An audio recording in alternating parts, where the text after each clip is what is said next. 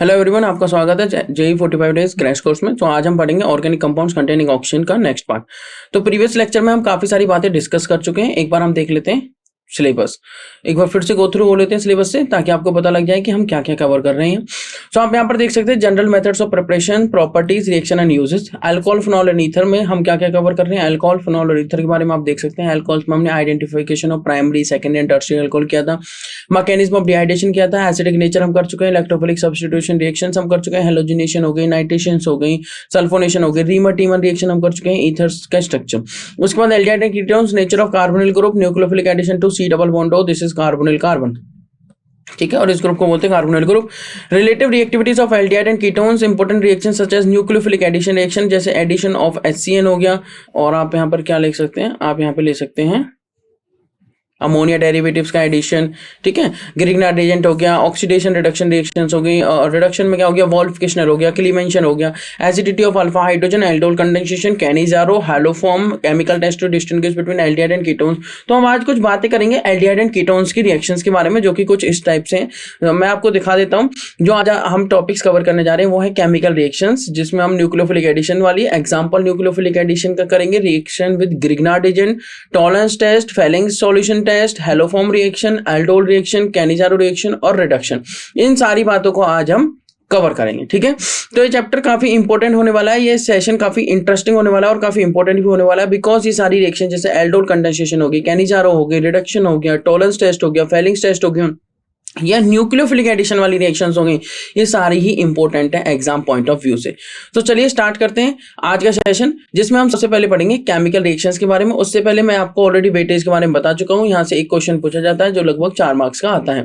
तो आप यहाँ पर देख सकते हैं chemical reactions. So nucleophilic addition reactions, nucleophilic addition reaction से आप समझ सकते हैं, न्यूक्लियोफिलिक एडिशन रिएक्शन का मतलब है एक न्यूक्लियोफाइल को हम ऐड कर रहे हैं। न्यूक्लियोफाइल मतलब न्यूक्लियस लविंग, न्यूक्लियस लविंग मतलब जिसमें नेगेटिव चार्ज हो, मतलब वो इलेक्ट्रॉन रिच हो और वो पॉजिटिव चार्ज को लव करता हूं, that is nucleophilic addition reaction. उसके बाद रिडक्शन आती है। रिडक्शन मतलब एडिशन ऑफ हाइड्रोजन। रिडक्शन में आप क्या कह सकते हैं, एडिशन ऑफ हाइड्रोजन। नेक्स्ट जो आपकी आती है वो है ऑक्सीडेशन। ऑक्सीडेशन में आप लिख सकते हैं एडिशन ऑफ ऑक्सीजन। और उसके बाद reaction due to alpha hydrogen, जिसमें हम करेंगे एल्डोल कंडेंसेशन, और उसके बाद कुछ अदर रिएक्शंस, ठीक है। तो ये कुछ केमिकल रिएक्शंस हैं जो हम कवर करेंगे। तो चलिए स्टार्ट करते हैं सबसे पहले न्यूक्लियोफिलिक एडिशन से। तो न्यूक्लियोफिलिक एडिशन में एक्चुअली कैसा मैकेनिज्म होना चाहिए, किस टाइप से फॉलो अप होना चाहिए, आप यहाँ पर देख सकते हैं। भाई हमारे पास क्या है, C डबल बॉन्ड O, एक कार्बोनिल कार्बन, ठीक है जी। ये जो C डबल बॉन्ड O है, ये जो है कार्बन, ये इलेक्ट्रोफिलिक होता है नेचर में, दिस इज इलेक्ट्रोफिलिक, और इसको हम कह देते हैं लुईस एसिड, क्योंकि ये इलेक्ट्रॉन पेयर एक्सेप्टर की तरह काम करता है। और ये जो ऑक्सीजन होता है ये न्यूक्लियोफिलिक होता है नेचर में, न्यूक्लियोफिलिक, न्यूक्लियोफिलिक, जिसको हम लुईस बेस कह देते हैं, क्योंकि ये इलेक्ट्रॉन पेयर डोनर की तरह काम करता है। समझने वाली बात ये है कि इस बात को कौन प्रूव करेगा कि ये इलेक्ट्रोफिलिक और ये न्यूक्लियोफिलिक है। अगर ये बॉन्ड इधर जाता है तो इसका जो रेजोनेटिंग स्ट्रक्चर है वो कुछ इस तरीके से आता है। तो ये बात ये प्रूव कर रहा है कि कार्बन पर पॉजिटिव और ऑक्सीजन पर नेगेटिव है। आप समझते हैं इस बात को। जैसे कार्बन पर पॉजिटिव आया, पार्शियल पॉजिटिव पार्शियल नेगेटिव हमने दिखाया है, ये प्लेनर स्ट्रक्चर है, क्योंकि इस कार्बन की जो हाइब्रिडाइजेशन है वो sp2 होती है, और sp2 हाइब्रिडाइजेशन का मतलब है ट्राइगोनल प्लेनर।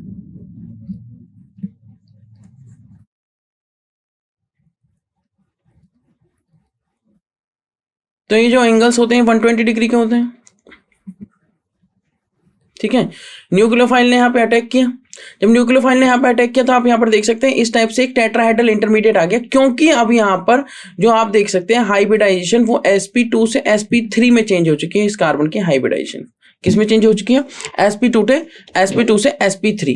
तो यहाँ पर A, ये B, ये O नेगेटिव और ये न्यूक्लियोफाइल इसके साथ जुड़ गया। स्लो स्टेप होता है स्टेप 1। ये स्लो स्टेप क्या होता है, RDS। RDS मतलब रेट डिटरमाइनिंग स्टेप।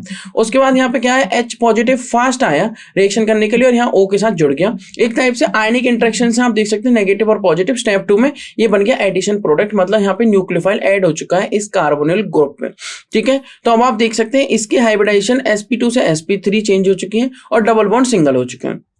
बात ये आती है कि इस हाइब्रिडाइजेशन को चेंज होते टाइम पहले sp2 होती है कार्बोनेट कार्बन की, उसके बाद ये sp3 में चेंज होती है, टेट्राहेड्रल इंटरमीडिएट बनता है, फिर H पॉजिटिव के साथ वर्कअप होता है जो कि फास्ट स्टेप होता है। ये फर्स्ट स्टेप की बात है जो कि RDS होता है, और ये सेकंड स्टेप की बात है जो कि फास्ट होता है, और यहाँ पर फिर से हाइब्रिडाइजेशन sp3 ही रहती है। ठीक है, अब रिएक्टिविटी ऑर्डर आप देख सकते हैं, reactivity towards nucleophilic attack. Nucleophilic attack मतलब न्यूक्लियोफाइल अटैक करने के लिए आ रहा है, तो सबसे ज्यादा रिएक्टिव कौन होगा? सबसे ज्यादा रिएक्टिव होगा, आप यहाँ पर देख सकते हैं, RCOX। अब ये X क्या है? X हो सकता है Cl या Br।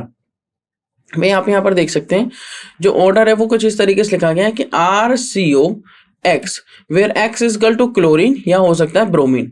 तो X का जो नेचर है वो क्या है? ये इलेक्ट्रॉन डोनेट भी कर सकता है और माइनस आई इफेक्ट भी शो करता है। ठीक है, तो यहाँ पर आप देख सकते हैं ये एसिड हाइलाइट सबसे ज्यादा क्या है? रिएक्टिव।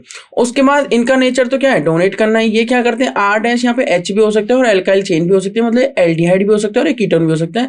उसके बाद रिएक्टिव ये है न्यूक्लियोफिलिक अटैक के लिए। भाई न्यूक्लियोफाइल अटैक कर रहा है तो ध्यान से एक बात समझिए, न्यूक्लियोफाइल अटैक अगर करेगा तो कार्बन जितना ज्यादा इलेक्ट्रोफिलिक होगा उतना इजीली अटैक होगा। अब क्योंकि यहाँ पर दो चेन कर रही हैं। उसके बाद एसआर में यहाँ पे लोन पेयर होते हैं, वो डोनेट हो सकते हैं थायोएस्टर। उसके बाद सिंपल एस्टर आ जाते हैं। उसके बाद आपके अमाइड आ जाते हैं, ये अमाइड्स हो गए। उसके बाद ये कार्बोक्सिलेट आ जाते हैं। तो जितना ज्यादा कार्बन इलेक्ट्रोफिलिक होगा उतनी जल्दी न्यूक्लियोफाइल का एडिशन होगा। हेटेरो एटम रेजोनेंस कॉन्ट्रीब्यूशन यहाँ पे इस तरह से जो रेजोनेंस कॉन्ट्रीब्यूशन है वो इधर की साइड बढ़ रहा है। ठीक है, यहाँ पर एक्स, उसके बाद यहाँ पर आप देख सकते हैं जो हेटेरो एटम जैसे सल्फर हो गया, ऑक्सीजन हो गया, नाइट्रोजन हो गया, इनका जो रेजोनेंस के प्रति जो कॉन्ट्रीब्यूशन है वो लेफ्ट से राइट जाने में बढ़ रहा है। और क्योंकि कॉन्ट्रीब्यूशन जितना ज्यादा होगा उतना इलेक्ट्रोफिलिक नेचर कम होता जाएगा, उतनी जल्दी न्यूक्लियोफाइल अटैक नहीं करेगा। तो इसका मतलब राइट से लेफ्ट आने पर आपका जो है रिएक्टिविटी जो ऑर्डर है वो इंक्रीज करेगा न्यूक्लियोफिलिक अटैक के लिए। इस बात को आप सिंपल तरीके से समझ सकते हैं। अब कुछ एग्जांपल्स देख लेते हैं न्यूक्लियोफिलिक एडिशन के। मैं फिर से एक बार रिपीट कर देता हूं, जब भी कोई न्यूक्लियोफाइल इस पर अटैक करेगा तो इस पर लगे हुए ग्रुप इस बात को मान लो G1 और G2 लगे हुए हैं, इस बात को डिसाइड करेंगे कि ये अटैक कितनी इजीली होगा। ठीक है, अगर यहाँ पे इलेक्ट्रॉन डोनेटिंग ग्रुप लगे हुए हैं तो जैसे ही कार्बन पर पॉजिटिव आया और ये बॉन्ड इधर गया, कार्बन इधर नेगेटिव आया, तो ये कार्बन के इस पॉजिटिव को न्यूट्रलाइज करते रहेंगे, मतलब पोलरिटी को कम करेंगे, तो आने वाला न्यूक्लियोफाइल उतनी इजीली और उतनी जल्दी अटैक नहीं करेगा। और अगर ये ग्रुप इलेक्ट्रॉन विड्रॉइंग ग्रुप हुए तो आप एक बात समझिए ध्यान से, ये क्या करेंगे? इस पॉजिटिव को और ज्यादा इंक्रीज करेंगे। अगर पॉजिटिव ज्यादा इंक्रीज होगा तो न्यूक्लियोफाइल और इजीली अटैक करेगा। मतलब समझने वाली बात ये हुई कि अगर ये कार्बन जितना ज्यादा इलेक्ट्रोफिलिक होगा उतनी इजीली अटैक हो जाएगा। मोर इलेक्ट्रोफिलिक मोर इजीली अटैक। ठीक है, न्यूक्लियोफाइल का। चलिए यहां पर देखते हैं एडिशन ऑफ हाइड्रोजन साइनाइड। ये मैंने कार्बोनिल ग्रुप लिया, HCN का अटैक हो रहा है, प्लस OH नेगेटिव हो गया, तो OH ने क्या कर लिया? इस H को ले लिया, ये एसिडिक हाइड्रोजन है। जैसे इसने इस H को लिया तो ये बन गया CN नेगेटिव। ठीक है, cyanide ion plus H2O। Cyanide ion गया इस पे अटैक करने के लिए एज ए न्यूक्लियोफाइल। कैसे गया अटैक करने के लिए? As a nucleophile. जब उसने न्यूक्लियोफाइल बन के यहाँ पर अटैक किया तो ये ऊपर गया, ये बन गया नेगेटिव और ये बन गया पॉजिटिव। तो अटैक होते टाइम ये O नेगेटिव या CN टेट्राहेड्रल इंटरमीडिएट है, इसकी हाइब्रिडाइजेशन चेंज हो चुकी है sp3 और फिर H पॉजिटिव के साथ वर्कअप हुआ और ये बन गया साइनोहाइड्रिन। क्या बन चुका है? साइनोहाइड्रिन। मान लीजिए मैं ये लेके चलता हूं HCHO, तो साइनोहाइड्रिन किसका बन गया? फॉर्मल्डिहाइड। Cyanohydrin of formaldehyde. ठीक है जी। उसके बाद नेक्स्ट आता है, ये फर्स्ट हो गया। उसके बाद नेक्स्ट आता है एडिशन। हम प्रोडक्ट्स पढ़ रहे हैं तो addition of sodium hydrogen sulphide. ठीक है जी, सोडियम हाइड्रोजन सल्फाइड जिसको हम कह देते हैं NaHSO3। ठीक है जी। सोडियम सल्फेट अलग होता है, सोडियम बाइसल्फाइड भी इसको बोल सकते हैं और सोडियम हाइड्रोजन सल्फाइड भी इसको हम कह सकते हैं। तो इन चीजों का आपको क्या रखना है? माइंड में ध्यान रखना है। अब आता है एडिशन करना, तो Na पर क्या है? पॉजिटिव और HSO3 पर क्या है? नेगेटिव। जब हम इसको एडिशन करने जाएंगे तो ये बॉन्ड इधर आएगा वापस से, इस पर पार्शियल पॉजिटिव जनरेट होगा, इस पर पार्शियल नेगेटिव जनरेट होगा और ये इसके साथ जुड़ जाएगा OSO2H करके। आप देख सकते हैं यहाँ पे HSO3 कैसे जुड़ गया है? OSO2H। एक्चुअली में ये HSO3 है, मैं फिर से बता देता हूँ, ये फिर से आपका क्या है? HSO3 नेगेटिव है, तो यह इस तरीके से जुड़ गया और यहाँ पे O नेगेटिव है जिसके साथ Na ऐसे काउंटर आयन आ चुका है। अब प्रोटॉन ट्रांसफर हो जाता है क्योंकि OH पर ज्यादा स्टेबल है, तो ये बन जाता है OSO2 Na और ये बन जाता है OH। तो ये बन गया बाइसल्फाइड एडिशन कंपाउंड, जो कि क्रिस्टलाइन है नेचर में। कैसा है नेचर में? जो कि नेचर में कैसा है? क्रिस्टलाइन। अब समझिए ध्यान से, थर्ड क्या है? Addition of alcohols. Addition of alcohol से बनते हैं एसीटल और कीटल। मान लीजिए आपने RCHO लिया जो कि एक एल्डिहाइड ग्रुप है, एल्डिहाइड। अब एल्डिहाइड की रिएक्शन आपने एल्कोहल के साथ करा दी और HCl गैस यहाँ से यूज करी गई है, तो यहाँ पर प्रोडक्ट बनता है RCHOR और OH, ये बोलते हैं हेमी एसिटल। फिर R-OH यूज कर लिया, फिर से बन जाएगा RCHOR- और H2O, तो ये बन गया आपका क्या, कीटल, सॉरी एसिटल। तो अगर मैं इसकी एल्डिहाइड की जगह क्या ले लेता हूं, कीटोन, तो अगर मैं कीटोन लेता हूं और यहाँ पर R-OH ले लेता हूं और HCl गैस वही पास कराते हैं, तो यहाँ पर क्या बनेगा RCOR R और OH, और फिर से R-OH ले लेता हूं, RCOR- ले लेते हैं, चलो इसको R डबल डैश कर देते हैं, वो R- हो गया, ये R- हो गया, ये R- हो गया, ये R और ये ORR हो जाएगा, तो ये बन जाएगा कीटल। और ये क्या बना, हेमी कीटल। कीटोन से बनने वाले को बोलते हैं कीटल और एल्डिहाइड से बनने वाले को बोलते हैं एसिटल। ये हो गया हमारे एडिशन ऑफ अल्कोहल्स। तो हमने पहला एडिशन पढ़ा हाइड्रोजन साइनाइड मतलब HCN का, दूसरा एडिशन हमने पढ़ा addition of sodium hydrogen sulphide मतलब NaSCO3 का, और तीसरा एडिशन हमने पढ़ा है एडिशन ऑफ अल्कोहल्स मतलब ROH का, और चौथा एडिशन हम इंपॉर्टेंट एडिशन है जो कि है एडिशन ऑफ अमोनिया और उसके डेरिवेटिव्स का। अगर हम एडिशन ऑफ अमोनिया और उसके डेरिवेटिव्स को पढ़ने जा रहे हैं तो अमोनिया का फॉर्मूला होता है NH3, और डेरिवेटिव कैसे बनेंगे, यहाँ NH3 के एक H से हम यहाँ पर Z लगा देंगे, ये हो गया अमोनिया के डेरिवेटिव्स। अब Z डिफरेंट हो सकता है, इस बेस पर हम 6-7 रिएक्शन पढ़ेंगे। तो C डबल बॉन्ड O और ये NH2Z है जो कि अमोनिया का डेरिवेटिव है।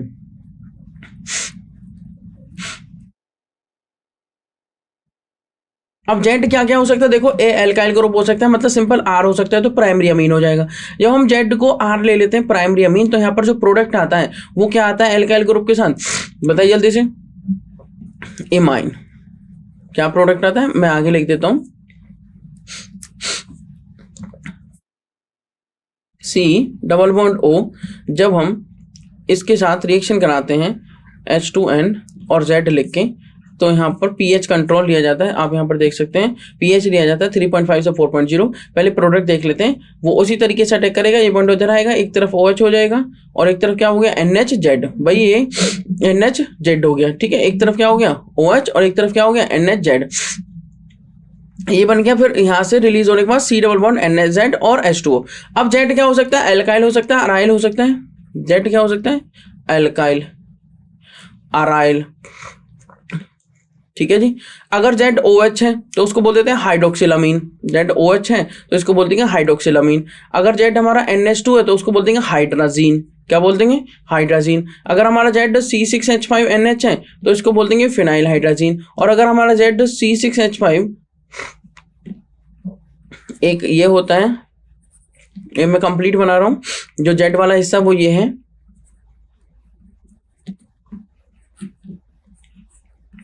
और इस पर 2 NO2 जुड़े हुए हैं, तो इसको बोल देते हैं 2,4 डाइनाइट्रोफिनाइल हाइड्राजीन। और एक हो सकता है हमारा, मैं कंप्लीट बना रहा हूँ, ये तो हो गया NH2, और Z वाला हिस्सा जो है वो इस तरीके से NHCO और NH2। एक ये हो सकता है जिसको हम बोलते हैं सेमी कार्बासाइड, ठीक है। तो इनसे बनने वाले प्रोडक्ट्स फिर होते हैं जो C डबल बॉन्ड NZ की फॉर्म में होते हैं, तो वो कुछ इस तरीके से बनेंगे। अगर एल्काइल मैंने R ले लिया तो वो बन जाते हैं आपके क्या, RNH2 और AR भी हो सकता है, ठीक है, अराइल भी हो सकता है। तो जब हमने RNH2 लिया तो वो बन जाता है इमीन, क्या बन जाता है इससे, इमीन। अगर मैंने हाइड्रोक्सिल अमीन लिया तो उससे बनता है ऑक्साइम। अगर मैंने NH2 ले लिया Z की जगह तो बन जाएगा क्या, ये Z वाला पार्ट नहीं है, ठीक है, नॉट इंक्लूड इन Z, ये मैंने ऊपर इंक्लूड करके लिख दिया है NH2 को, ठीक है, इन Z, ठीक है। तो ऑक्साइम बन जाता है। NH2 ले लेते हैं तो NH2 को बोलते हैं हाइड्राजीन, तो उससे बनता है प्रोडक्ट हाइड्राजोन। अगर मैं C6H5NH ले लेता हूं तो फिनाइल हाइड्राजीन, उससे बनता है प्रोडक्ट फिनाइल हाइड्राजोन, क्या बनता है, फिनाइल हाइड्राजोन। अगर मैं 2,4-DNP बोल देते हैं इसको, जिसको बोलते हैं हम 2,4-DNP मतलब डाइनाइट्रोफिनाइल हाइड्राजीन। अगर मैं इससे ले लेता हूं तो ये बन जाता है 2,4-DNP मतलब 2,4 डाइनाइट्रोफिनाइल हाइड्राजोन, ठीक है जी, क्या बन जाता है, हाइड्राजोन। उसके बाद अगर मैं सेमी कार्बासाइड ले देता हूं तो इससे प्रोडक्ट बनता है सेमी कार्बाजोन, क्या बनता है, सेमी कार्बाजोन। सो ये इंटरेस्टिंग है, अमोनिया डेरिवेटिव्स की रिएक्शंस। ठीक है, 6 से 7 रिएक्शंस हैं और ये काफी इंपॉर्टेंट और इंटरेस्टिंग भी। चलिए मूव करेंगे नेक्स्ट बात पर। नेक्स्ट बात क्या है आपकी, रिएक्शन विद ग्रिग्नार्ड एजेंट। अब ग्रिग्नार्ड एजेंट तो आपको पता ही है, बहुत देर से हम ग्रिग्नार्ड एजेंट पढ़ रहे हैं, काफी सारे चैप्टर से। RMGX को बोलते हैं हम ग्रिग्नार्ड एजेंट। ठीक है, RMGX। अब होगा क्या, फॉर्मेशन ऑफ कॉम्प्लेक्स बनाएगा। पहले क्या हुआ, कोई भी एल्डिहाइड या कीटोन हमने लिया, उसके साथ इसने क्या किया, RMGBr की हमने रिएक्शन करा दी। ठीक है जी, अब होगा क्या, यहाँ पे कॉम्प्लेक्स बनेगा। कैसे, मैग्नीशियम यहाँ से के लॉन पेयर और मैग्नीशियम बीच में कॉम्प्लेक्स बनेगा। कॉम्प्लेक्स कुछ इस तरीके का होगा कि सिर्फ एक RMGX यूज ना होगा, 2 RMGX यूज होंगे। तो RMGBr हम यहाँ पे एज एन एग्जांपल ले रहे हैं, एल्काइल मैग्नीशियम ब्रोमाइड। तो यहाँ पर 2 यूज हो गए। किस तरीके से कॉम्प्लेक्स बना, ये हो गया हमारा कार्बन जिस पे हमारे R1 और R2 जुड़े हुए हैं। ठीक है जी, उसके बाद डबल बॉन्ड O ने इस मैग्नीशियम के साथ RMGX करके कॉम्प्लेक्स बनाया। फिर दूसरा आया, आप यहां पर देख सकते हैं RMGX। तो Mg ने X के साथ, X ने Mg के साथ, Mg ने O के साथ, O ने कार्बन के साथ, कार्बन ने R के साथ, और एक यहाँ पे 6 मेंबर की एक ट्रांजिशन स्टेट बन चुकी है, आप यहाँ पर देख सकते हैं क्लियरली। फिर यहाँ बॉन्ड ब्रेकिंग होती है और इस टाइप से R1 R2 और एक R और OMGX यहाँ पे जुड़ जाते हैं और MgHX2 यहाँ से निकल जाते हैं। लास्ट स्टेप में हाइड्रोलिसिस हो जाती है, H3O पॉजिटिव अगर एसिडिक हाइड्रोलिसिस हो रही है तो होगा क्या, ये बॉन्ड यहाँ से इस तरीके से ब्रेक हो जाएगा और यहाँ पर H और यहाँ पर OH आ जाएगा। आप ऐसे समझ सकते हैं। तो RMgOH बाहर निकल जाता है और ये OH के साथ यहाँ पे प्रोडक्ट बन जाता है। तो ये टर्सरी टाइप का अल्कोहल बन गया, अगर ये तीनों R हमारे क्या है, कार्बन की चेन है। ठीक है, तो इस तरीके से रिएक्शन होती है ग्रिग्नार्ड एजेंट के साथ। मूव करेंगे नेक्स्ट, जो कि होगा टॉलरेंस टेस्ट और Fehling solution test. Tollens test और फेलिंग सॉल्यूशन टेस्ट दोनों ही इंपॉर्टेंट है। टॉलरेंस टेस्ट इंपॉर्टेंट है एल्डिहाइड और कीटोन में डिस्टिंग्विश करने के लिए, और फेलिंग सॉल्यूशन टेस्ट भी इंपॉर्टेंट है to distinguish between aldehyde and ketone। Aldehyde and ketone में डिस्टिंग्विश करने के लिए अगर मैंने लिखा RCHO, ठीक है, ये एक एल्डिहाइड है जिसकी रिएक्शन मैंने कराई 2AgNH3 होल ट्वाइस पॉजिटिव के साथ, ये इसको बोलते हैं ammoniacal solution of silver nitrate. ये होता है हमारा ammoniacal solution of silver nitrate, जिससे बनता है हमारा टॉलरेंस रिएजेंट। ये क्या हमारा टॉलरेंस रिएजेंट। बेसिक कंडीशन में रिएक्शन होती है किसी बेस की प्रेजेंस में। प्रोडक्ट क्या बनता है भाई, RCHO। ये एक माइल्ड ऑक्सीडाइजिंग एजेंट है। कैसा एजेंट है, माइल्ड ऑक्सीडाइजिंग एजेंट। तो ये इसको एल्डिहाइड को एसिड में कन्वर्ट कर देगा, बट क्योंकि बेस लेके चल रहे हैं तो सॉल्ट बनेगा। अब बेस का काउंटर आयन नहीं है तो यहाँ पर भी आयन नहीं है। उसके बाद 2Ag यहाँ पे सिल्वर मिरर बन जाता है, प्लस 2H2O प्लस 4NH3। ये उसके बाद आता है फेलिंग टेस्ट। तो ये टेस्ट कीटोन नहीं दे सकते, तो यहाँ पर सिल्वर मिरर आ चुका है, सिल्वर मिरर प्रोड्यूस्ड किस केस में, एल्डिहाइड में। बट अगर मैं कीटोन लेता हूँ RC≡R' और सेम टॉलरेंस रिएजेंट ऐड करता हूँ और बाकी सारी कंडीशंस भी लगाता हूं, तो आप क्या लिखेंगे, नो सिल्वर मिरर, या आप लिख देंगे no reaction, no silver mirror. ठीक है, इस तरीके से यहाँ पे रिएक्शन नहीं होगी। नेक्स्ट आता है RCHO के साथ मैंने कॉपर 2 पॉजिटिव 5OH नेगेटिव की रिएक्शन कराई। ये भी माइल्ड ऑक्सीडाइजिंग एजेंट की तरह काम करेंगे और यहाँ पर क्या बना देंगे, RCO नेगेटिव। और एक पीपीटी आते हैं Cu2O के, कॉपर ऑक्साइड के, जो कि रेड ब्राउन पीपीटी होते हैं। तो फेलिंग सॉल्यूशन खाली एक ही सॉल्यूशन नहीं है, इसमें 2 मिक्सचर होते हैं एक्चुअली में। फेलिंग सॉल्यूशन A जिसको हम बोलते हैं एक्वस कॉपर सल्फेट, प्लस उसके साथ होता है फेलिंग सॉल्यूशन B जो कि होता है एल्कलाइन सोडियम पोटाशियम टार्ट्रेट, जिसको हम रोचेल सॉल्ट भी बोल देते हैं। तो टॉलरेंस टेस्ट और फेलिंग जो सॉल्यूशन टेस्ट है ये एल्डिहाइड्स के लिए पॉजिटिव है और कीटोन्स के लिए नेगेटिव है। तो सिंपल लिखूंगा मैं, अगर इन टेस्ट का यूज करेंगे हम तो एल्डिहाइड कीटोन को डिस्टिंग्विश कर सकते हैं। तो एल्डिहाइड के लिए पॉजिटिव होंगे और कीटोन के लिए टेस्ट क्या होंगे, नेगेटिव। कीटोन के लिए टेस्ट क्या होंगे, नेगेटिव। ठीक है जी, चलिए नेक्स्ट बात पे मूव करेंगे जो कि होगी हेलोफॉर्म रिएक्शन। हेलोफॉर्म का मतलब है वहां पे एक प्रोडक्ट बनना चाहिए जो कि CHX3 होना चाहिए, इसी को तो बोलते हैं हेलोफॉर्म। अब ये कौन देख सकता है हेलोफॉर्म रिएक्शन, वो देख सकता है जिसके पास ये ग्रुप है CHOHCH3 या COCH3, इस टाइप से मिथाइल कीटोन बोल देते हैं इसे हम। इसकी रिएक्शन कराई जाती है सोडियम NaOH के साथ। ठीक है, तो होता क्या है, इस CH3 को छोड़ दो, मैं इसको आपको इस कलर से दिखाता हूं, यहाँ से आप इस चेन को देखो, इसका ऑक्सीडेशन कर दो, बन जाएगा RCOO नेगेटिव, और Na लेके चल रहे तो Na यहाँ पे पॉजिटिव में आ जाएगा। ये CH3 का बन जाएगा ये हेलो फॉर्म CHX3। यहाँ पे X हो सकता है क्लोरीन तो क्लोरोफॉर्म, ब्रोमीन तो ब्रोमोफॉर्म, आयोडीन तो आयोडोफॉर्म।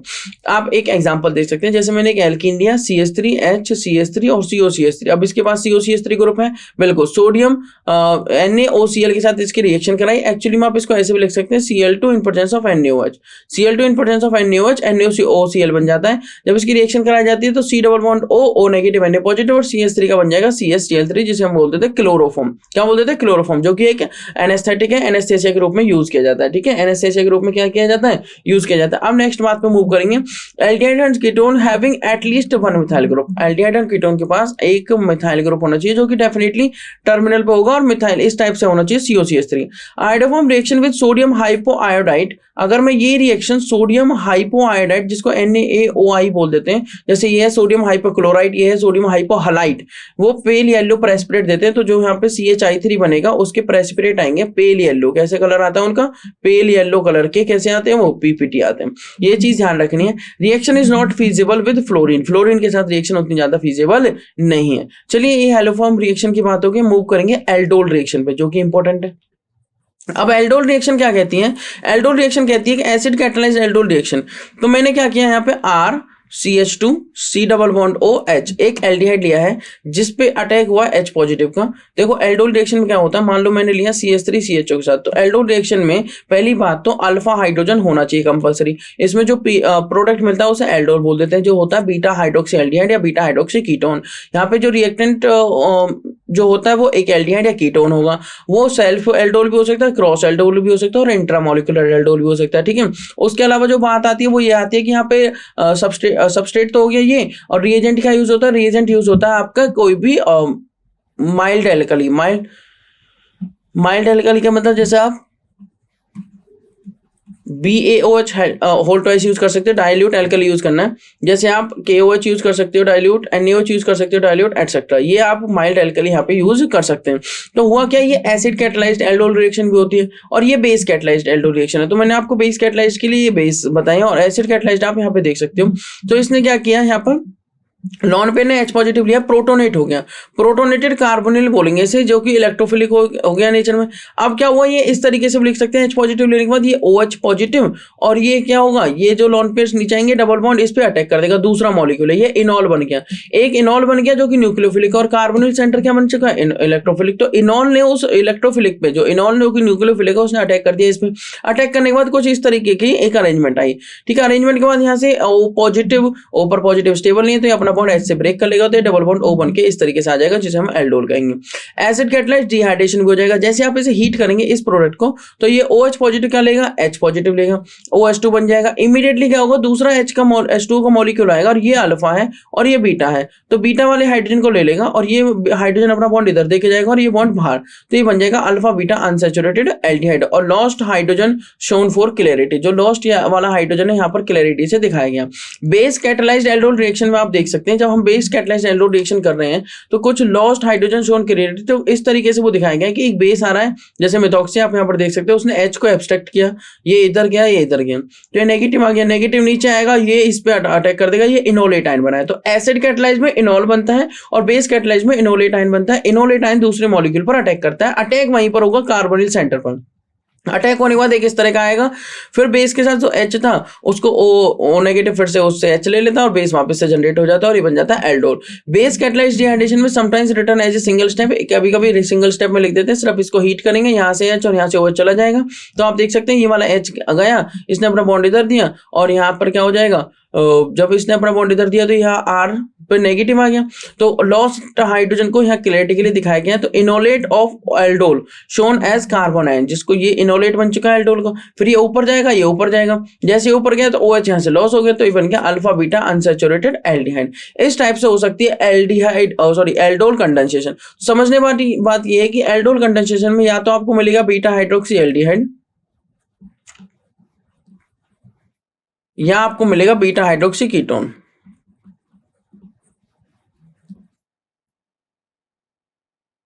इन दोनों में से आपको प्रोडक्ट मिलेंगे। नेक्स्ट बात आती है कैनिजारो रिएक्शन। अब जो एल्डोल था, मान लो एल्डोल को ये दे सकते हैं, RCHO नहीं पता, क्यों? क्योंकि अगर हमें चेक करना है कि क्या उस कंपाउंड के पास अल्फा हाइड्रोजन है, तो ये अल्फा कार्बन और इसके पास हाइड्रोजन है, बिल्कुल है। क्या ये दे सकता है HCHO? तो HCHO ग्रुप कहाँ जुड़ा हुआ है, इसके पास तो अल्फा कार्बन ही नहीं है, तो ये एल्डोल नहीं देगा। तो जो एल्डोल नहीं दे रहा है वो क्या देगा, वो देगा कैनिजारो। जैसे कि हमारा हो गया फॉर्मल्डेहाइड। फॉर्मल्डेहाइड ने क्या किया, फॉर्मल्डेहाइड को हम लिख सकते हैं HCHO, ये दूसरा मॉलिक्यूल है HCHO का, तो इसको बोलते हैं, इसमें होता क्या है, सेल्फ ऑक्सीडेशन और सेल्फ रिडक्शन। सेल्फ क्या हो जाता है, ऑक्सीडेशन, और सेल्फ क्या हो जाता है, रिडक्शन। मतलब यहाँ पे होता है डिस्प्रपोर्शनेशन रिएक्शन। कौन सी रिएक्शन होती है, डिस्प्रपोर्शनेशन। तो ये सेल्फ का मॉलिक्यूल है, एक का रिडक्शन कर, तो रिडक्शन करने पे बन जाएगा आपका अल्कोहल, और ऑक्सीडेशन करने पे बन जाएगा आपका एसिड। और क्योंकि यहाँ पर हम concentrated reaction, concentrated like base लेके चलते हैं, वहां पर डाइल्यूट बेस, यहाँ पर कॉन्सेंट्रेटेड बेस हीट करेंगे।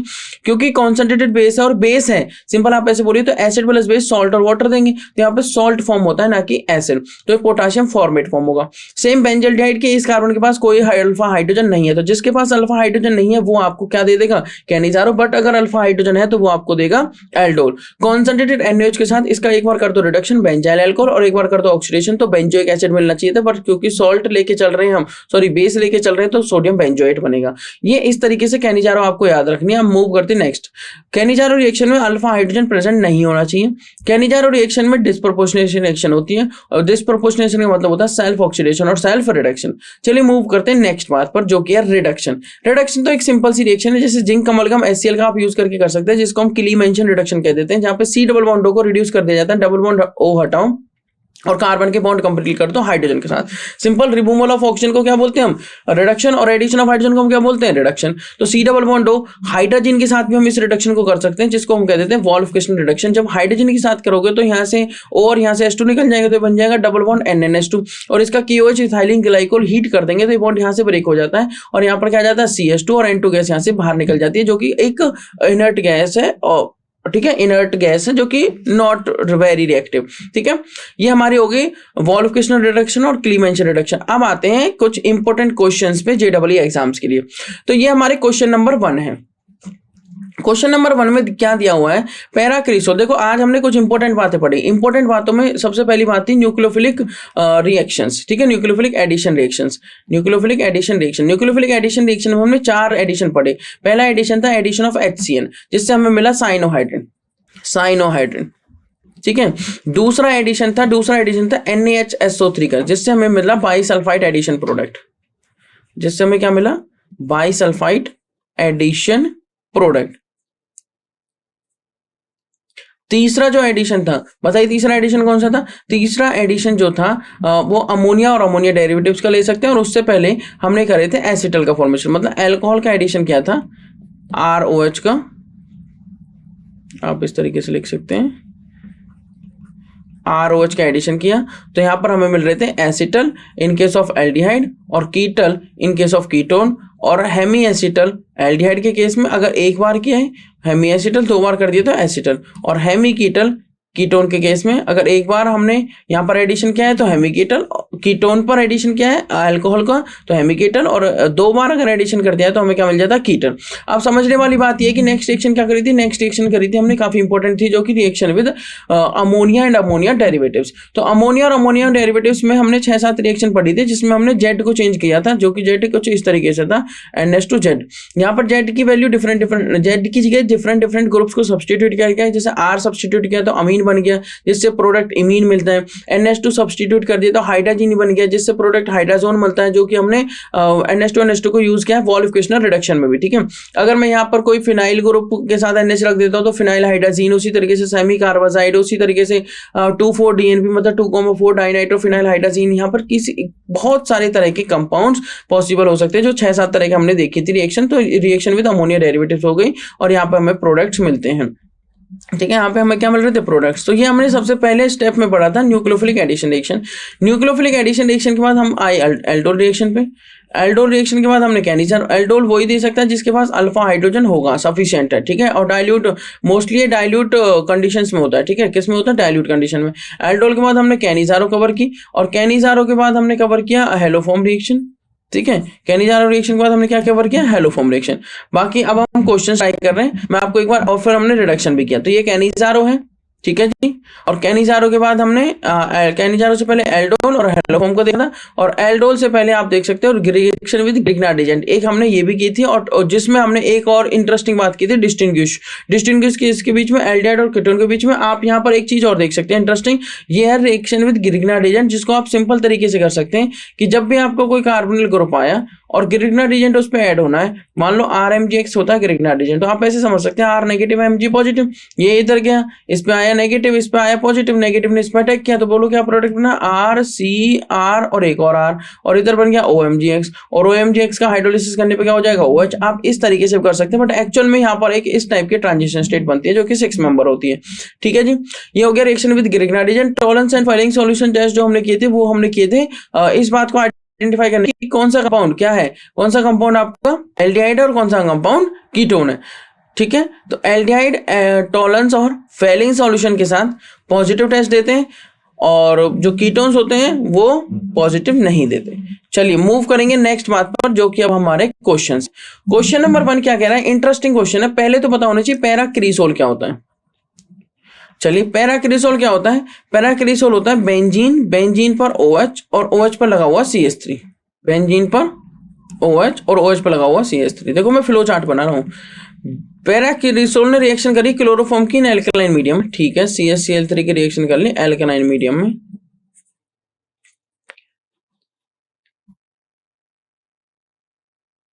एक कंपाउंड मिल गया A which adds hydrogen cyanide, जिसने हाइड्रोजन साइनाइड को ऐड किया और B मिल गया।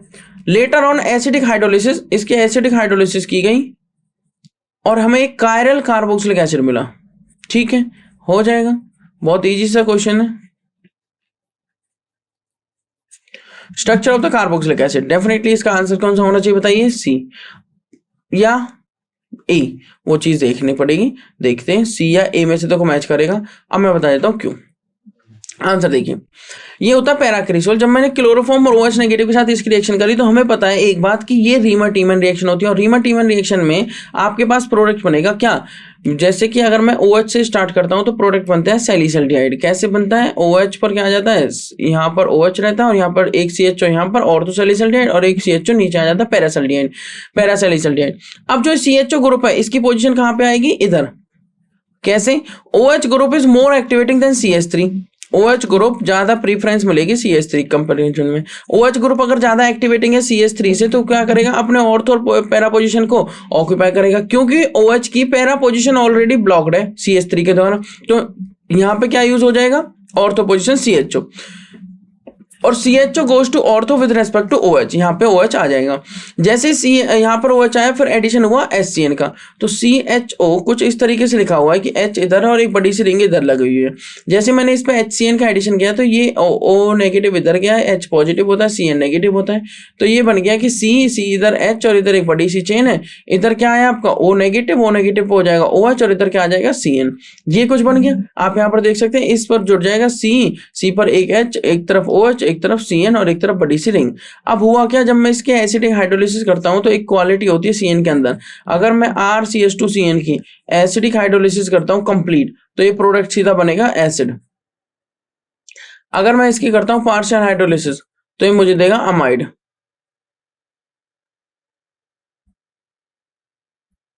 अगर मैं इसका करता हूं रिडक्शन लाइक LAH के प्रेजेंस में,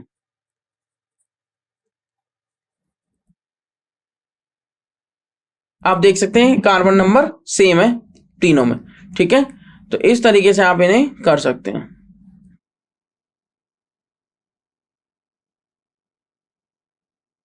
चलिए उसके बाद क्या होगा, हाइड्रोलिसिस करने पर आपको जो है ये COOH बन जाएगा, तो CN का क्या बन गया COOH, और बाकी प्रोडक्ट क्या है सेम। इस तरीके से आपको यहाँ प्रोडक्ट मिल सकता है। तो प्रोडक्ट क्या हुआ, OH CH COH, तो ऑप्शन C।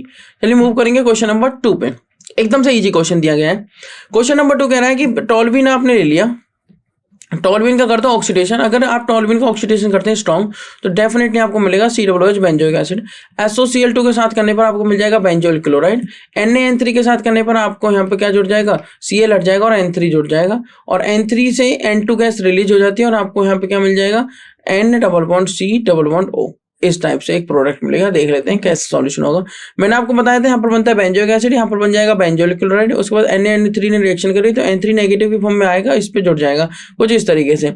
और उसके बाद क्या होगा, यहाँ से N2 गैस रिलीज हो जाती है जो कि हाईली स्टेबल होती है। तो N2 गैस रिलीज हो गई, हीट करने पर रीअरेंजमेंट हुई। रीअरेंजमेंट क्या कहती है कि बन जाएगा फिनाइल आइसोसाइनेट, फिनाइल आइसोसाइनेट। ठीक है, चलिए मूव करेंगे क्वेश्चन नंबर 3 पे। क्वेश्चन नंबर 3 क्या कहता है, क्वेश्चन नंबर 3 कहता है कि alpha beta unsaturated aldehyde is formed in the sequence. कौन सी सीक्वेंस में अल्फा बीटा अनसैचुरेटेड एल्डिहाइड बनेंगे? अल्फा बीटा अनसैचुरेटेड एल्डिहाइड हमने पढ़े हैं एल्डोल कंडेंसेशन में। एल्डोल बनाने के लिए हमें दो मॉलिक्यूल चाहिए, ठीक है, या तो वो मॉलिक्यूल, दो मॉलिक्यूल चाहिए और एक डाइल्यूट बेस चाहिए, बेसिक कंडीशन चाहिए डाइल्यूट में। ठीक है, अब आप यहाँ पर देख सकते हो KOH एक्वस लिखा हुआ है, डाइल्यूट KOH लिखा हुआ है, KOH लिखा हुआ, KH लिखा हुआ है। यहाँ पर एक CH3CHO ग्रुप है जिसको अगर मैं डाइल्यूट KOH के साथ रिएक्शन कराता हूँ और फिर हीट कर देता हूँ तो ये आपकी रिएक्शन चली जाती है किसके अंदर, बताइए किसके अंदर? Aldol condensation. आप सिंपल तरीके से ऐसे समझ सकते हैं एल्डोल कंडेंसेशन को। आपको क्या करना है, CH3CH, तो किसी भी एक मॉलिक्यूल को पकड़ लीजिए, ठीक है, और उसमें एक मॉलिक्यूल का बना दीजिए CHOH और दूसरे का अल्फा कार्बन ढूंढिए, उससे एक हाइड्रोजन कम करके इस पर अटैच कर दीजिए। तो मान लीजिए पहले CHO का मैं बना देता हूँ CHOH, सो CH3CHOH, और दूसरे का अल्फा को इस पर अटैच कर देता हूँ, ठीक है, इसी कार्बन पर जिस पे ये है। तो यहाँ पर आ जाएगा CH2 और उससे एक हाइड्रोजन कम करके अटैच करना है। जैसे आप इसको हीट करके डिहाइड्रेशन करते हैं तो यहाँ से H, ये अल्फा, ये बीटा, बीटा से हाइड्रोजन, तो ये निकल जाता है CH3 CH double bond CH CHO। इसको बोल देते हैं alpha comma beta, alpha beta unsaturated aldehyde.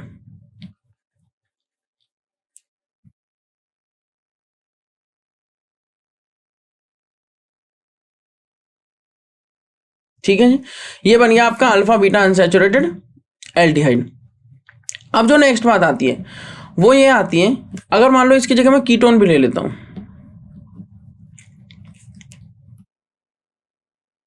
दूसरा भी कीटोन लेना पड़ेगा।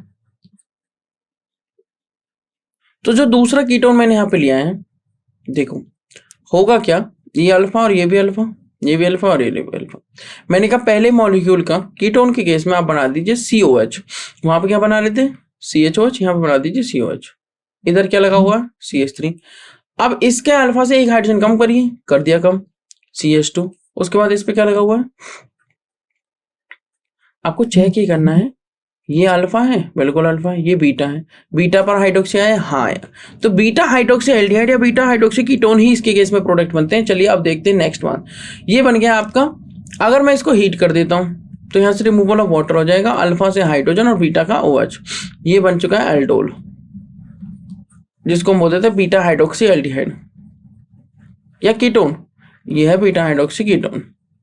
तो जनरली वैसे कीटोन के लिए हम कीटोल यूज कर सकते हैं, बट यहाँ पर आप एल्डोल जनरली वर्ड बोल दिया जाता है कीटोन, और किसके लिए, एल्डिहाइड के लिए।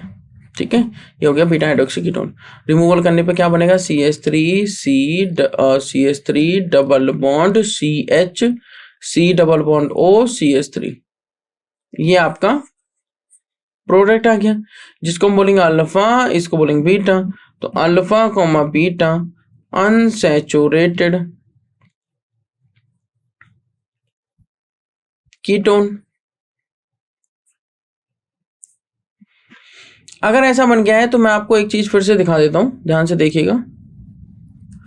उसने पूछा alpha beta unsaturated aldehyde is formed in the sequence, तो आप आंसर देखिए 2CH3CHO जब डाइल्यूट NaOH के साथ रिएक्शन करेंगे तो यहाँ पे एल्डोल कंडेंसेशन हो जाएगी और आपको प्रोडक्ट, आपका मनपसंद वाला प्रोडक्ट मिल जाएगा। वो क्या होगा देखिए ध्यान से, मैं आपको बता देता हूँ। जब आप 2 मॉलिक्यूल CH3CHO को यूज करेंगे डाइल्यूट NaOH के साथ, ठीक है, तो आपका जो प्रोडक्ट बनेगा वो आपको बना चुका हूँ, ये है आपका इथेनॉल। क्या है ये आपका, इथ plus an plus Al, ethanol. और इथेनॉल जब रिएक्शन करेगा तो आप देखिए CH3CHO प्लस CH3CHO।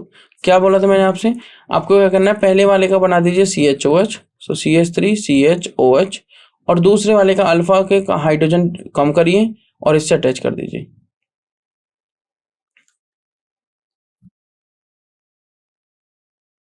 ये आपने लिया अल्फा, ये आपने लिया बीटा, तो इसको बोलेंगे beta hydroxy aldehyde.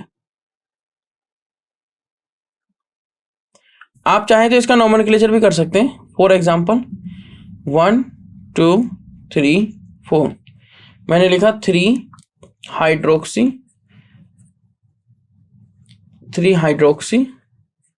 ब्यूट plus an plus al या 1 अल भी आप बोल सकते हैं। जब आप इस 3 हाइड्रोक्सी ब्यूटेनॉल को हीट कर देते हैं तो देखो क्या प्रोडक्ट बनता है। यहां से रिमूवल हो जाता है वाटर, H यहां से OH यहां से, तो बनेगा आपका CH3CH डबल बॉन्ड CHCHO, ये अल्फा ये बीटा।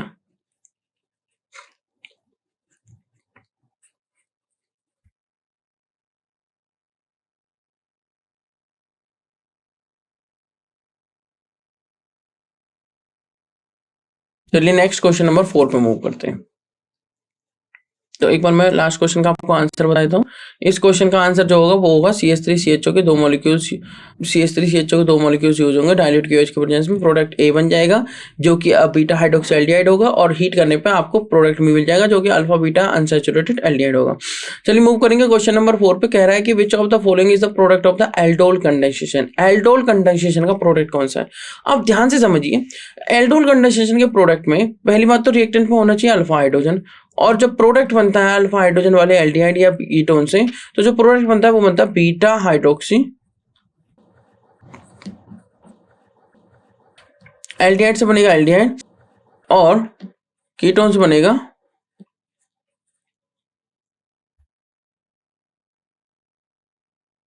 कीटोन। आप समझिए ध्यान से, एक बन गया बीटा हाइड्रोक्सी एल्डिहाइड और एक बन गया बीटा हाइड्रोक्सी कीटोन।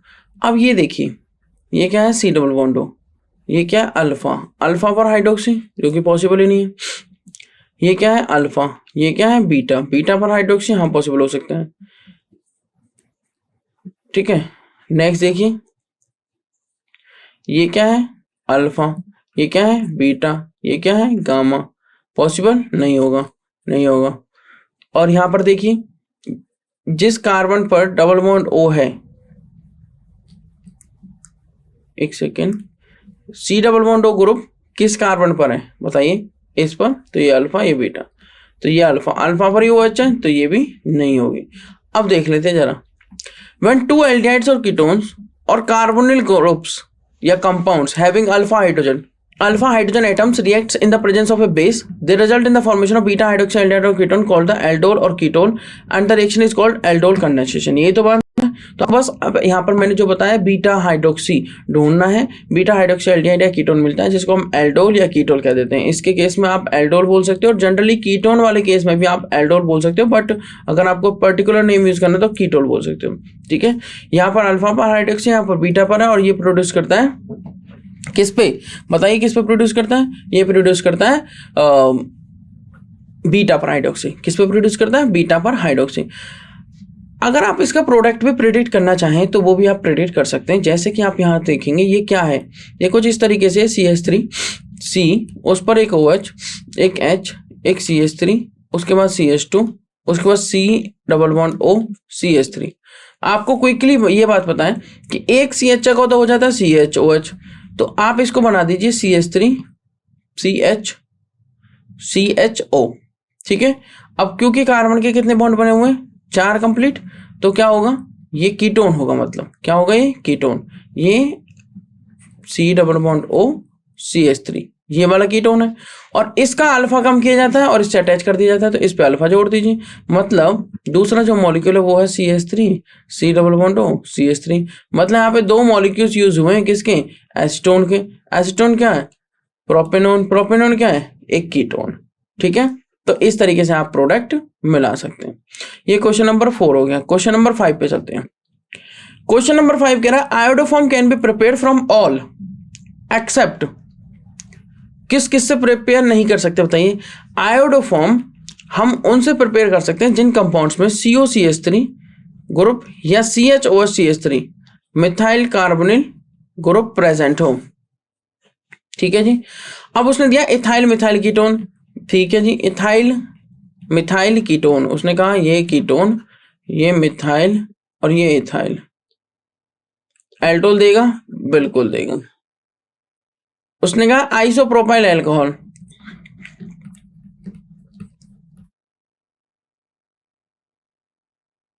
ये होता है आइसोप्रोपाइल अल्कोहल। इसके बाद CHOH है, बिल्कुल है। एल्डोल देगा, बिल्कुल देगा। उसने कहा 3 मिथाइल 2 ब्यूटेनॉन, ये हो गया 2 ब्यूटेनॉन, ये हो गया 3 मिथाइल, और यहाँ H3, यहाँ H, यहाँ H3। तो वो कह रहा है क्या इसके पास COCH3 ग्रुप है, बिल्कुल है। तो ये एल्डोल देगा, बिल्कुल देगा। 3 मिथाइल 2 ब्यूटेनॉन, इसका नाम है, यहाँ से नंबरिंग करेंगे 1 2 3 4, 3 मिथाइल 2 ब्यूटेनॉन। अगर 3 मिथाइल 2 ब्यूटेनॉन वाला प्रोडक्ट दे रहा है तो आप यहाँ पर देखेंगे नेक्स्ट आता है आइसोब्यूटाइल अल्कोहल। आइसोब्यूटाइल अल्कोहल अगर मैं बनाऊं तो ये कुछ इस तरीके से बनेगा, CH3 CH CH3 CH2 CH3, इसको बोलते हैं आइसोब्यूटाइल अल्कोहल। इसके पास भी आप यहाँ पर देख सकते हैं CHOH CH3 ग्रुप है, ठीक है। CHOH CH3 ग्रुप, ये क्या हो गया आपका आइसो, एक मिनट,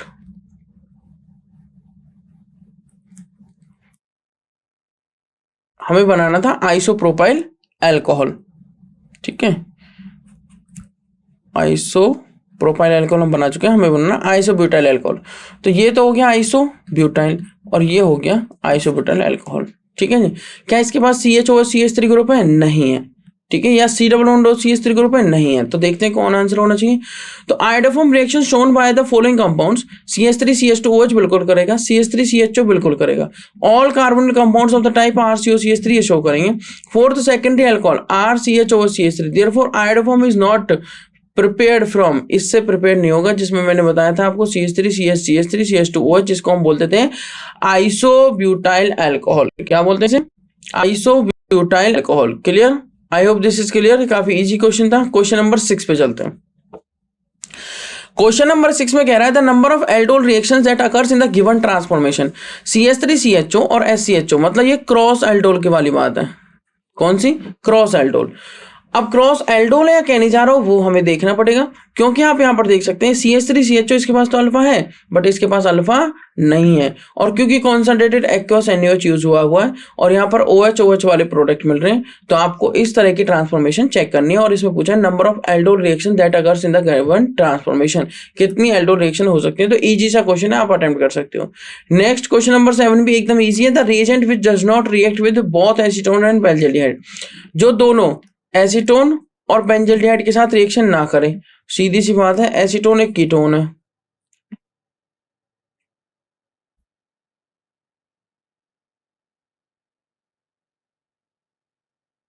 और बेंजल्डिहाइड एक एल्डिहाइड है। ये सोडियम हाइड्रोजन सल्फाइड है जो कि NaCO3 है। ये C double bond O group के साथ क्या शो कर देता है, बाइसल्फाइड एडिशन प्रोडक्ट बना देता है, ठीक है जी। ये C डबल बॉन्ड O है। फिनाइल हाइड्राजीन, फिनाइल हाइड्राजीन क्या होता है बताइए, H2N, उसके बाद NH, उसके बाद ये बन गया जी फिनाइल हाइड्रोजन। क्या फिनाइल हाइड्रोजन इसके साथ रिएक्शन देगा, ये भी C डबल बॉन्ड O दोनों के साथ रिएक्शन देता है। फेलिंग सॉल्यूशन और गिरिग्नार्ड एजेंट, गिरिग्नार्ड एजेंट भी C डबल बॉन्ड O के साथ रिएक्शन देता है, बट फेलिंग सॉल्यूशन और टॉलरेंस टेस्ट ऐसे हैं जो एल्डिहाइड के साथ तो पॉजिटिव रिएक्शन देते हैं बट कीटोन के साथ नेगेटिव, मतलब कीटोन के साथ रिएक्शन नहीं देते। तो क्वेश्चन नंबर 7 का आंसर आप निकाल सकते हो इजीली। क्वेश्चन नंबर 8 क्या कहता है, क्वेश्चन नंबर 8 कह रहा है identify the correct order of boiling points of the following compounds.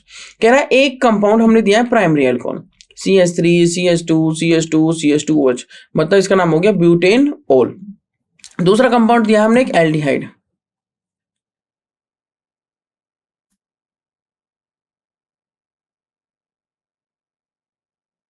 तीसरा दिया हमने कार्बोक्सिलिक एसिड।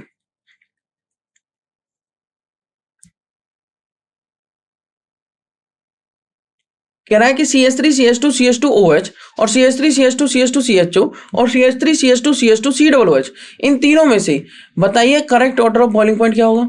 हमें पता है कि अल्कोहल है, एक एल्डिहाइड है और एक कार्बोक्सिलिक एसिड है, तो बॉइलिंग पॉइंट आप इजीली निकाल सकते हो हाइड्रोजन बॉन्डिंग के बेस पे, बेस्ड ऑन हाइड्रोजन बॉन्डिंग। किस में हाइड्रोजन बॉन्डिंग स्ट्रांग होगी, किस में हाइड्रोजन बॉन्डिंग वीक होगी, किस में बहुत ज्यादा स्ट्रांग होगी, उस तरीके से आप इसका ऑर्डर प्रिडिक्ट कर सकते हैं। कौन से क्वेश्चन का, क्वेश्चन नंबर 8 का। क्वेश्चन नंबर 9 देख लेते हैं। In the following sequence of the reaction the product C is, तो in the following sequence of reaction जो प्रोडक्ट सी होगा वो क्या होगा, C6H5COOH, C6H5CH2OH, this is benzoic acid.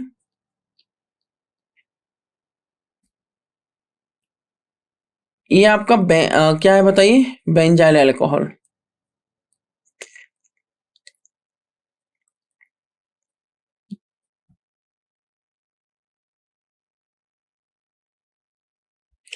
उसके बाद C6H5CH3 ये क्या है आपका टोल्यूइन, और C6H5CHO क्या है आपका बेंजल्डिहाइड। ठीक है जी, तो आप यहाँ पर देखिए इसमें आपको ये आंसर बताना है क्या आंसर होना चाहिए। और क्वेश्चन नंबर 10 में क्या दिया हुआ है, इन the following reaction sequence the correct structures of E, F and G। आप यहाँ पर देख सकते हैं PH, उसके बाद कार्बन डबल बॉन्ड, उसके बाद ये स्टार लगाया गया, उसके बाद C double bond OH, heat किया गया इसको, E बना, E के बाद I2NaOH किया गया, I2NaOH हेलोफॉर्म रिएक्शन का पार्ट है, जिसको आप इस तरीके से भी लिख सकते हैं NaOI, सोडियम हाइपोआयोडाइड। ठीक है, सोडियम हाइपोआयोडाइड। तो ये जो इंप्लाइज कर रहा है कायरल कार्बन इंप्लाइज नहीं कर रहा है, इंप्लाइज कर रहा है 13C। ये कार्बन को 13C लेबल कार्बन बनाया गया है। अब आपको प्रोडक्ट बनाना है कि 13C कार्बन कहाँ होना चाहिए, ई में, एफ में, या दोनों में, या किस में होना चाहिए। इस तरीके से आपको प्रोडक्ट यहाँ पे प्रेडिक्ट करना है क्वेश्चन नंबर 10 का। ठीक है, तो इजी सा क्वेश्चन था। मैं एक चीज आपको एक बार हेलोफॉर्म रिएक्शन दिखा देता हूँ। हेलोफॉर्म रिएक्शन आप ऑलरेडी भी देख चुके हो, जहां पर हेलोफॉर्म रिएक्शन में जैसे आयोडोफॉर्म, अगर हमारे पास क्या बनता है, ये देख सकते हैं आप हेलोफॉर्म रिएक्शन। तो मैंने आपको बताया था सोडियम हाइपोआयोडाइड जो कि होता है NaOI, इस तरीके से लिखा जाता है वो, जिसको हम I2NaOH की फॉर्म में भी लिख सकते हैं। अगर इसके केस में जो PPT आते हैं CHI3 वाले, वो होते हैं येलो कलर के PPT। कैसे कलर के PPT, येलो कलर के वो PPT होते हैं। ठीक है, अब हम मूव करेंगे नेक्स्ट बात पर, जो कि हमारी क्या होगी, एक सिंपल सी बात है, जो कि क्वेश्चन नंबर 10 है। क्वेश्चन नंबर 10 हम ऑलरेडी, मैं आपको हिंट दे चुका हूँ, आपको एक क्वेश्चन डिस्कस करना है।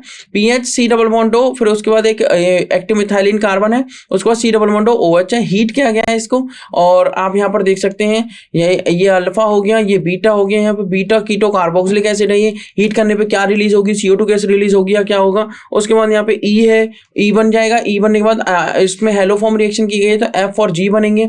G क्या बनेगा, क्योंकि I2 यूज हुआ है तो G डेफिनेटली क्या बनेगा, आयोडोफॉर्म बनेगा। बट G जो बनेगा वो कौन से कार्बन का बनेगा, ट्रिपल कार्बन 13 वाले का या नॉर्मल कार्बन 12 वाले का, वो चीज आपको ध्यान देनी है। दो ऑप्शंस में कार्बन 13 दिया हुआ है और दो ऑप्शंस में कार्बन 12 दिया हुआ है। यहाँ पे कार्बन 13 है, यहाँ पे कार्बन 13 है, और यहाँ पर कार्बन 12, यहाँ पर कार्बन 12 दिया हुआ है, नॉर्मल वाला कार्बन। ठीक है, तो इस चैप्टर में ये कुछ बातें थी जो आज हमने कवर की, कुछ इंपॉर्टेंट कॉन्सेप्ट्स, जैसे कि न्यूक्लियोफिलिक एडिशन रिएक्शन, जिसमें हमने 4 रिएक्शंस करी। उसके बाद हमने किया क्या, हेलोफॉर्म रिएक्शन करी, कैनिजारो करी, एल्डो रिएक्शन करी, और कुछ इंपॉर्टेंट रिएक्शंस पढ़ी, एडिशन ऑफ ग्रिगेनाइड एजेंट पढ़ा।